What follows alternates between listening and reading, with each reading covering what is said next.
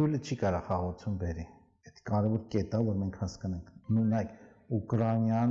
էլի ուժեղ է, որտեղ ինքը խաղաղություն է ուզում։ Ռուսաստանը լավ ուժեղ դրա համար է խաղաղություն ուզում։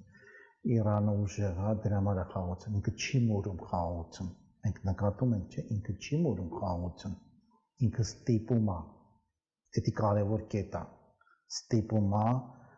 որ խաղաղություն, ու նենց է ստիպում, որ հիմա Իսրայելն էլ է ուզում խաղաղություն։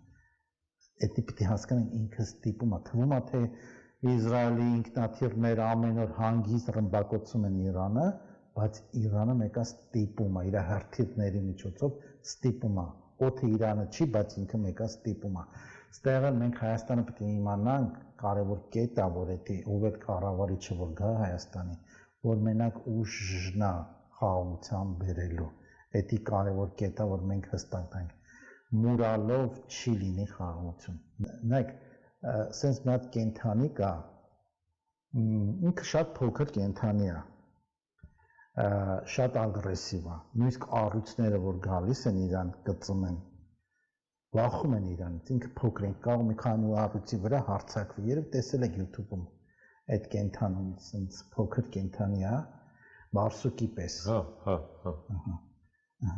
Իրանից խուսափում են իր հետ, նույնիսկ կոկորդիլոսն էլ է խուսափում իր հետ հանդիպումը, ինքը հանգիստ, որովհետև ինքը իր չափերը կարևոր չեն, ինքը իր վստահ է ու ուժեղ է, ինքը մինչև վերջ պայքարում է, այդ պետք է Հայաստանը ուժեղանա ու ուժեղ իմաստուն խելացի ղեկավարներ կան, որ Հայաստանը բերեն ուժեղ դիրքերի,